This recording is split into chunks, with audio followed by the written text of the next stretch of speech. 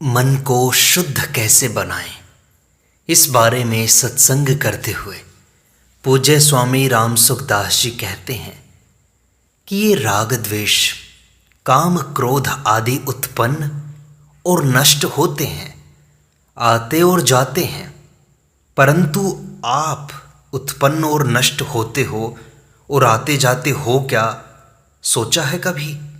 नहीं, आप उत्पन्न और नष्ट नहीं होते। तो फिर ये राग द्वेष आदि दोष आपसे अलग हुए ना। अलग होने से ये आपके अंदर नहीं है, यह बात पक्की हो जाएगी। इस बात को समझो। अतः दृढ़ता से यह विचार होना चाहिए कि ये मेरे नहीं हैं। अगर ये आप में होते तो जब तक आप रहते तब तक ये भी रहते, और आप न रहते तो ये भी न रहते। परंतु आप तो रहते हो और ये नहीं रहते। ये आगंतुक हैं, आप आगंतुक थोड़े ही हैं। आपका होनापन तो निरंतर रहता है। गाढ़ी नींद में मैं हूं ऐसा स्पष्ट भाव नहीं होता, तो भी जगने पर यह भाव होता ही है कि अभी तक मैं सोया था, अब जग गया हूं। मैं सोया था, उस समय मेरा अभाव था, यह नहीं दिखाई देता। अपना भाव तो निरंतर अपने अनुभव में आ रहा है, और इन दोषों का आगंतुकपना प्रत्यक्ष हमारे अनुभव में आ रहा है। इसका भाव और अभाव दोनों हमारी समझ में आते हैं। तात्पर्य यह हुआ कि ये राग द्वेष आदि आपके स्वरूप में नहीं हैं, अपितु आपके मन बुद्धि इंद्रियों में आते हैं। परंतु शरीर को मैं मेरा मानने से इनके साथ अपने संबंध का अभाव नहीं दिखाई देता।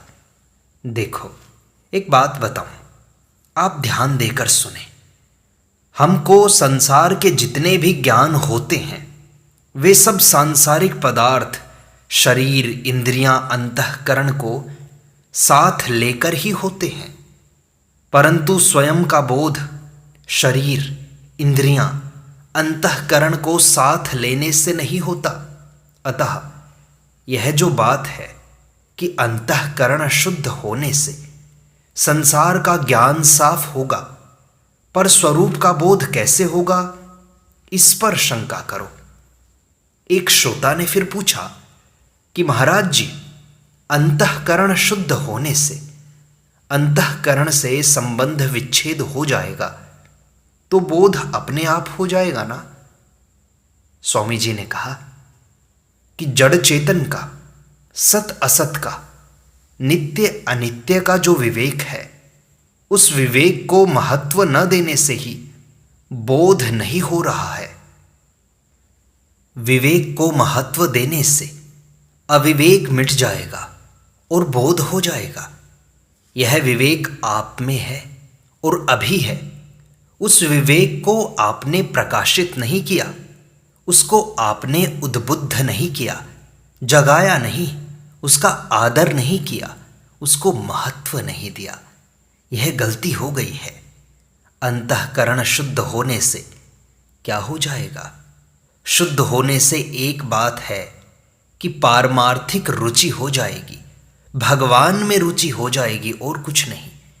एक बड़ी मार्मिक बात है, जिस तरफ साधक का ध्यान नहीं जाता, परमात्म तत्व का अथवा स्वरूप का बोध करण निरपेक्ष है। उसमें इंद्रियों की, करणों की आवश्यकता नहीं है। इसलिए करण शुद्ध हो या अशुद्ध, उससे विमुख होने से वह बोध हो जाएगा। श्रोता ने पूछा कि अंतःकरण शुद्ध हुए बिना उससे संबंध टूट सकता है क्या महाराज? स्वामी जी ने कहा कि वास्तव में तो देखो संबंध है नहीं, पर संबंध मान लिया है हमने। माना हुआ संबंध नहीं मानने से मिट जाएगा। इसमें शुद्धि अशुद्धि से क्या लेन देन? श्रोता ने फिर पूछा कि यह मान्यता बिना अंतःकरण शुद्ध हुए भी हो सकती है क्या? स्वामी जी ने कहा कि बिल्कुल हो सकती है। आपके भीतर यह भाव होना चाहिए कि मेरी मुक्ति हो जाए, मुझे बोध हो जाए, मेरा चित्त, मेरा मन, मेरा अंतःकरण शुद्ध हो जाए, उससे संबंध विच्छेद हो जाए। यह बात वास्तव में संबंध को दृढ़ करने वाली है। किसी को मिटाना चाहते हो तो मिटाने से पहले उसकी सत्ता मानते हो। अगर सत्ता नहीं मानते तो फिर मिटाते किसको हो? सत्ता मानते हो तभी तो आप संबंध विच्छेद करना चाहते हो। संबंध है, यह मान्यता होती है, तब उसको दूर करते हो। मैं कहता हूं कि संबंध है ही नहीं। शास्त्रीय प्रणाली में और इस प्रणाली में यही खास फर्क है।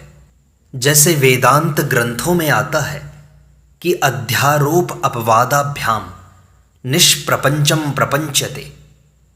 अध्यारोप और अपवाद, इन दोनों से निष्प्रपंच का प्रपंच होता है, अर्थात परमात्मा का विवेचन होता है। तो मैं कहता हूं कि जब अपवाद ही करना है तो अध्यारोप करो ही क्यों? श्रोता ने कहा कि मेरा प्रश्न यही उठ रहा है कि अंतःकरण के शुद्धि हुए बिना मान्यता बनती नहीं। स्वामी जी कहते हैं कि मैं कहता हूं कि बनती है। देखो, अंतःकरण को लेकर बनाओगे तो नहीं बनेगी। देखो, सनकादि ऋषियों ने जाकर ब्रह्मा जी से प्रश्न किया कि मन विषयों में फंसा हुआ है और विषय मन में बसे हुए हैं, तो फिर मन को विषयों से अलग कैसे करें? तो ब्रह्मा जी ने उत्तर दिया कि इन दोनों से संबंध विच्छेद कर दो। यही तो मैं कहता हूं। इस साधन को क्यों नहीं पकड़ते आप? यह शास्त्र की बात है, मेरे घर की बात नहीं है। मेरे घर की इतनी ही बात है कि इसी को जोर से पकड़ना चाहिए, दूसरे को नहीं। अध्यारोप करो, उसको रखो, फिर उसको दूर करो। क्यों आफत में फंसते हो भाई? है ही नहीं हमारे अंदर। इससे साधन की जल्दी सिद्धि होती है, इसलिए इसका आदर करो। यह प्रणाली मेरी नहीं है और न किसी का ठेका है इस पर। यह तो सामान्य बात है। श्रोता ने पूछा कि महाराज जी, जहां जिज्ञासा होती है, मान्यता होती है, वहीं पर हमारी भोगों में रुचि पैदा होती है। स्वामी जी ने कहा कि भोगों की रुचि है, सुख भोग की इच्छा है, यही घातक है। इसका आप त्याग नहीं करते, इसीलिए संबंध विच्छेद की बात कठिन दिखाई देती है। नहीं तो यह बहुत सुगम और बहुत सरल है। श्रोता ने फिर पूछा कि यह सुख भोग की इच्छा ही खास बीमारी है महाराज जी। स्वामी जी ने कहा कि खास बीमारी है तो इसको दूर करो भाई। वास्तव में जब आपकी समझ में आ गई है कि यह बीमारी है तो बीमारी आपसे दूर हो गई। आंख में लगा हुआ अंजन आंख से नहीं दिखाई देता।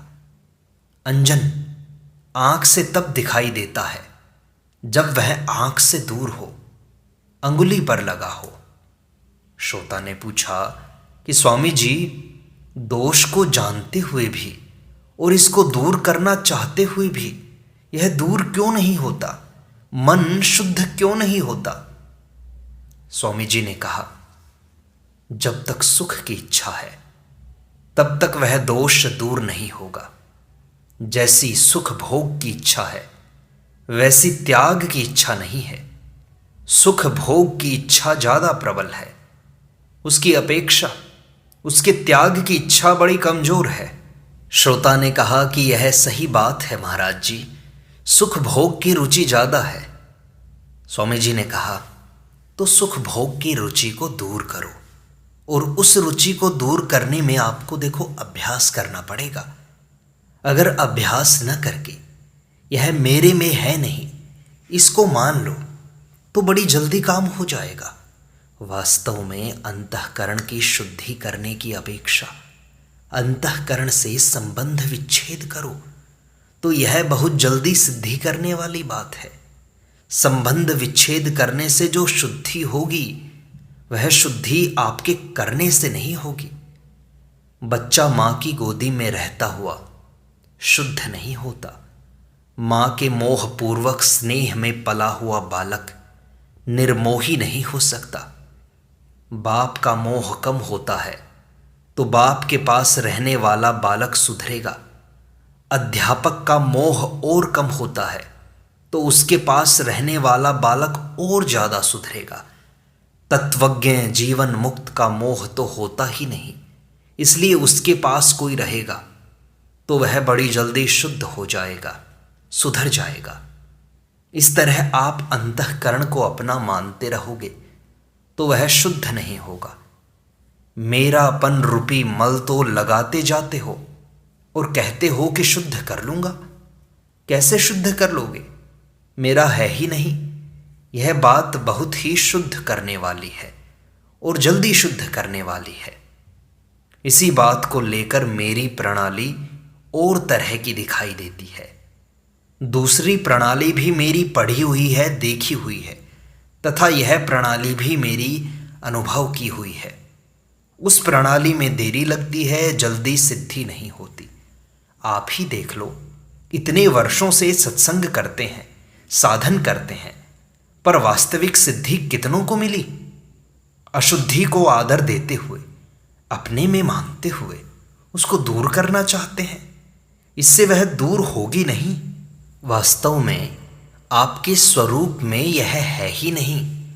शरीरस्थोपि कौन्तेय न करोति न लिप्यते, अर्थात शरीर में स्थित रहता हुआ भी आपका स्वरूप शरीर में स्थित नहीं है, कर्ता और भोक्ता नहीं है। इस प्रकार सीधे स्वरूप को ही पकड़ने की मेरी प्रणाली है। यह कोई नई बात नहीं है। श्रोता ने पूछा, पर स्वामी जी, रामायण में तो ज्ञान को कठिन बताया गया है और आप कहते हैं कि सरल है।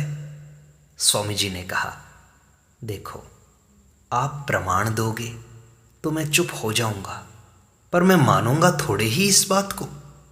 आप रामायण की बात कहोगे तो हृदय में गोस्वामी जी महाराज का आदर होने के कारण मैं चुप हो जाऊंगा, परंतु जो सरल है वह कठिन कैसे हो जाएगा?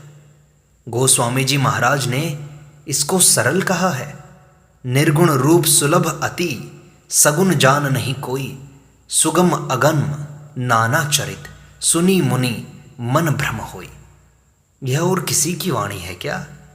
बोलो तो सही। गोस्वामी जी महाराज ने इसको सरल ही बताया है। श्रोता ने कहा, महाराज जी, बात समझ में तो आती है पर आकर भी नहीं आती। स्वामी जी ने कहा, भाई बात एक ही है, वह है सुख भोग की इच्छा। इसको आप छोड़ते नहीं।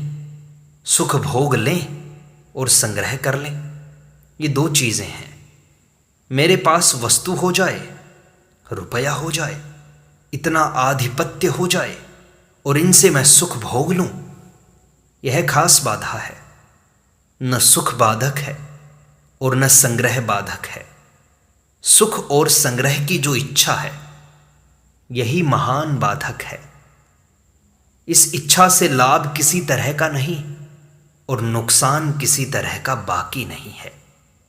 नरक 84 लाख योनियां, संताप, जलन, चिंता, भय, ये सब इस इच्छा में है। श्रोता ने पूछा कि महाराज जी, इस इच्छा को मिटाने के लिए क्या किया जाए? स्वामी जी महाराज ने समाधान किया कि दूसरे का हित कैसे हो, दूसरे को सुख कैसे हो, दूसरे का सम्मान कैसे हो, दूसरे को आराम कैसे मिले, यह लगन लग जाए बस। जहां देखो अपने सुख की इच्छा होगी, उस जगह दूसरे के सुख की इच्छा हो जाए, लगन लग जाए, तो अपने सुख और संग्रह की इच्छा मिट जाएगी। ना मिटे तो कहना। जो दूसरों के हित में रत है, उनको भगवान ने सगुण और निर्गुण दोनों की प्राप्ति बताई है। सगुण की प्राप्ति में बताया, ते प्राप्नुवन्ति मामेव सर्वभूत हिते रताः, और निर्गुण की प्राप्ति में बताया, लभन्ते ब्रह्म निर्वाणम ऋषयः सर्वभूत हिते रताः। यह जो आप ज्ञान मार्ग समझकर इन बातों को टाल देते हो, कृपानाथ ऐसा न करो। ज्ञान में, भक्ति में, कर्म योग में, सब में विवेक उपयोगी है। विवेक के बिना आपका साधन ठीक तरह से चलता ही नहीं। विवेक तो उसके लिए भी उपयोगी है जो स्वर्ग की प्राप्ति चाहता है, सकाम भाव से सिद्धि चाहता है। उसका शरीर तो यहीं रह जाएगा, फिर स्वर्ग जाएगा कौन? इसलिए जो बंधन का कारण है उसमें भी विवेक जरूरी है। जो अपना उद्धार चाहता है उसके लिए तो विवेक बड़ा भारी उपयोगी है। जो इसकी उपेक्षा करते हैं वे गलती करते हैं। भगवान ने तो गीता का आरंभ ही इसी से किया है कि शरीर और शरीरी, देह और देही दो हैं, एक नहीं है। वास्तविकता यही है। इसी वास्तविकता का अनुभव करना है। वास्तविकता का अनुभव नहीं करोगे तो और क्या अनुभव करोगे? श्रोता ने पूछा कि विवेक परमात्मा का स्वरूप है क्या महाराज जी? स्वामी जी ने कहा, हां, स्वरूप हो जाता है। विवेक नाम है दो चीजों का और परमात्मा है एक चीज। विवेक परमात्मा में परिणत हो जाता है। विवेक की जगह परमात्मा ही रह जाता है। श्रोता ने पूछा कि महाराज जी विवेक को कैसे जागृत करें? स्वामी जी ने कहा, यही तो मैं माथापच्ची कर रहा हूं इतनी देर से। आप और हम मिल करके अभी क्या कर रहे हैं? विवेक को जागृत करने की बात ही तो कर रहे हैं।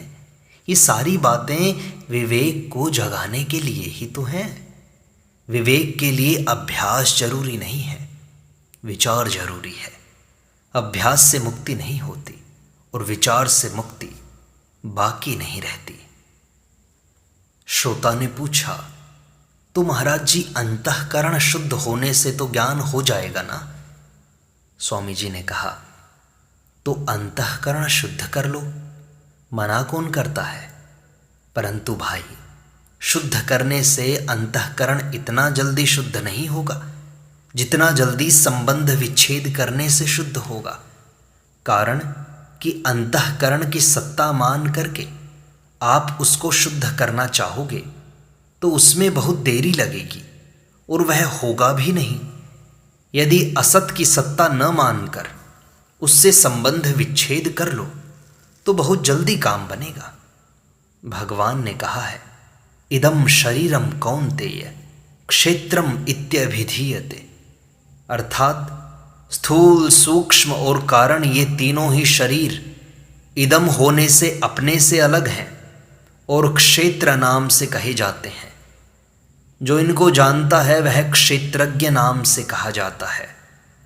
भगवान की तरफ दृष्टि होने से जितनी शुद्धि होगी उतनी अंतःकरण को शुद्ध करने की चेष्टा से शुद्धि नहीं होगी। आप परमात्मा के साथ जितने अभिन्न रहोगे, एक रहोगे, उतनी ही आप में स्वाभाविक शुद्धि आएगी। मन में, इंद्रियों में, शरीर में, व्यवहार में, सब में स्वतः ही शुद्धि आएगी। कारण कि आपने सत के साथ अभिन्नता कर ली, मूल चीज पकड़ ली। अब इसमें कठिनता क्या है? बहुत सीधी सरल बात है। आप आने जाने वाले असत पदार्थों के साथ संबंध न जोड़कर अपने सत स्वरूप में स्थित रहो। जब आप असत पदार्थों से सुख लेने लग जाते हो तब असत का संग हो जाता है। असत का संग करने के बाद आप अंतःकरण को शुद्ध करने के लिए जोर लगाते हैं और समझते हैं कि हम ठीक कर रहे हैं। यही उलझन है, यही असमर्थता है। जोर लगाने पर भी जब काम नहीं बनता तब हताश हो जाते हैं कि भाई हमारे से तो यह काम नहीं बनता। क्यों नहीं बनता? कि आपने असत को पकड़ लिया। असत को, झूठ को न पकड़ें तो अपना स्वरूप बना बनाया ज्यों का त्यों ही है। शरीर, इंद्रियां, मन, बुद्धि ये सब प्रकृति में स्थित हैं।